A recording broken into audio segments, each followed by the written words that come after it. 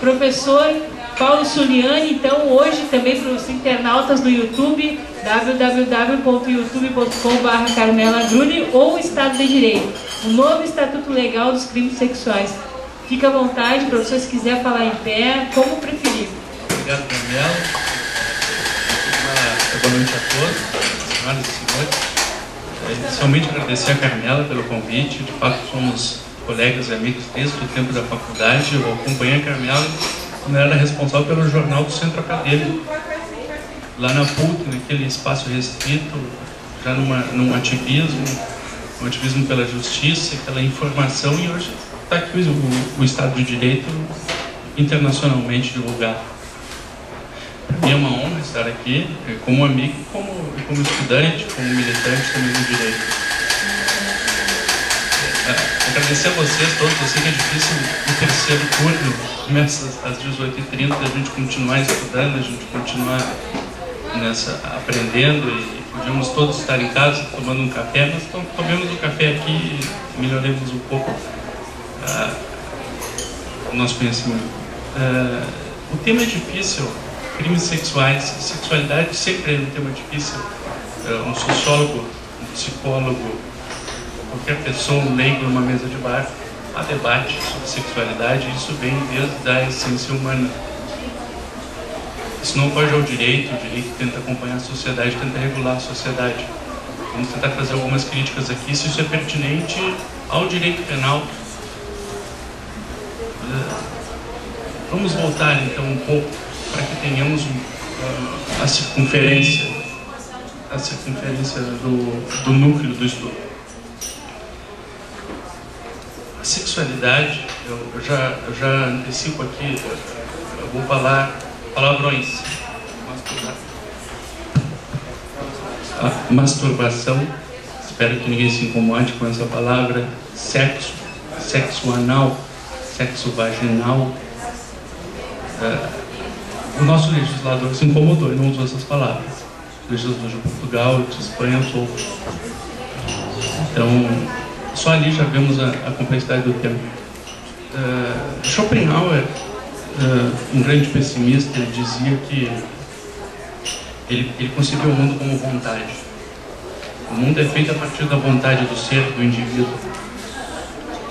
E essa vontade em que nós nos colocamos na vida, nós criamos a vida, ela tem origem sexual, ela tem origem, sexo é vida, sexo é criação, é procriação.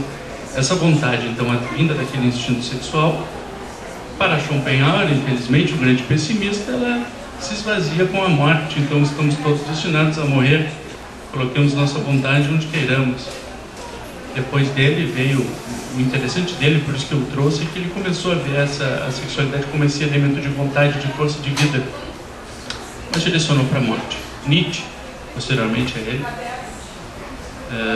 me perdoem meus pais por citar Nietzsche, como um católico que sou, não é uma brincadeira, mas tudo bem. O Nietzsche, mal interpretado, ele disse, ok, há essa vontade vinda da sexualidade, mas essa vontade não é para a morte, é para a vida. Os nossos desejos, essa nossa força é que nos leva a criarmos, a sermos quem somos, e para ele surgiu entre o super-homem e o hipermente. Essa vontade sexual colocada na vida para a criação, ela é natural. O homem que buscar a sua natureza será um homem superior, um homem melhor. Ele escreve no Anti-Homo, por que eu sou melhor, eu sou bom, por que eu sou tão forte? É porque ele, livre de certos aspectos, ele buscou a sua essência natural. Ele dizia, o homem que nega a sua natureza é um ser corrupto. Depois de Nietzsche, então voltamos só para fazer uma busca da sexualidade. Freud buscou esse termo e ele chamou de pulsão sexual. A pulsão sexual, ele tentou explicar de forma assim, o nenê, logo que nasce, ele tem um instinto de se alimentar no seio da mãe, mas depois que ele se alimenta, ele continua mamando.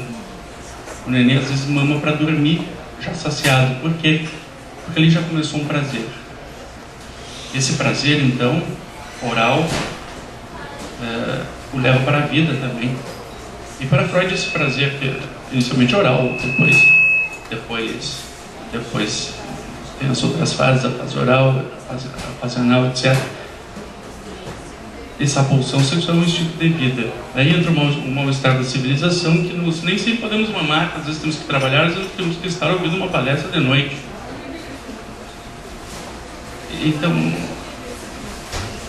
essa libido, instinto de vida, se bem conduzida, nos faz criar, nos dá energia, nos leva à vida, nos torna melhores.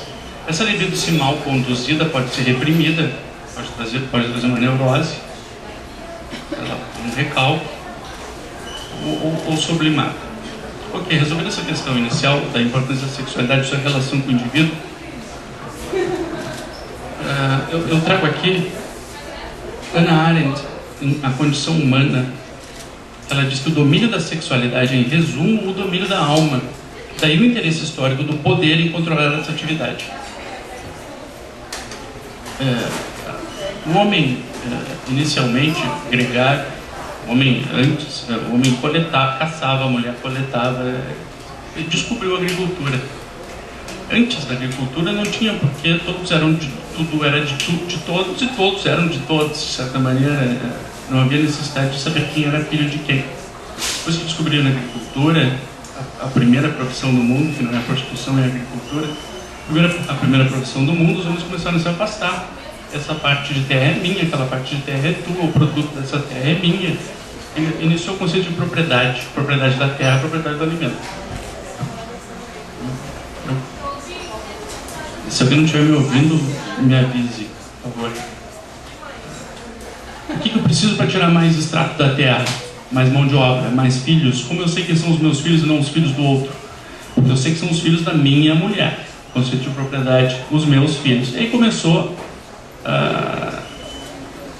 essa apropriação, e o início da família e o início dos costumes. A moralidade é a soma dos preconceitos de um grupo. Anatole France. Ok. A partir daí, então, com a esposa, se não era a esposa, era com a sua propriedade, com a sua mulher, sua propriedade, se fazer os seus filhos, sua propriedade, para poder ter o seu alimento, sua propriedade. Mas é aquele prazer. Iniciou-se a segunda profissão mais antiga do mundo, a prostituição.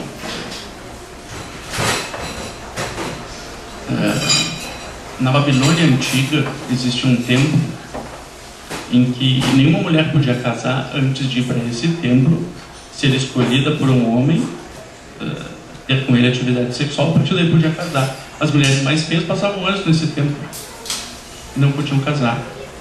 A prostituição então iniciou como uma válvula de escape para essa busca do prazer do homem. Essa é a história da sexualidade. Então, na Babilônia era sagrada a prostituta. Com esse conceito de propriedade e esse conceito de sexo para procriação, sexo para criar mais propriedade, mais geração de propriedade, começou a se proibir o quê? Masturbação, onanismo, porque era perda de tempo, era errado, para a sua sociedade não cresceria. Começou a se proibir a traição, porque com a traição não se tinha mais, não existia DNA. Se minha esposa me traísse, o meu filho vira propriedade de outro, não é mais minha propriedade. No Código de Hammurabi, eu imagino que aqui haja algum estudante de direito, que nós somos obrigados a ler o Código de Hammurabi. Dois amantes traindo, os dois traidores, se encontrados, eram amarrados um com o outro e jogados no rio. Ok. Isso para explicar a sociedade começando a se regulamentar a partir da sexualidade. Na Grécia Antiga, já polis formada, essa moralidade ela era diferente, não existia o conceito de certo ou errado ainda. Tendo a família, tendo a geração de renda, bastava para o homem bom, o homem prudente, agir com temperança.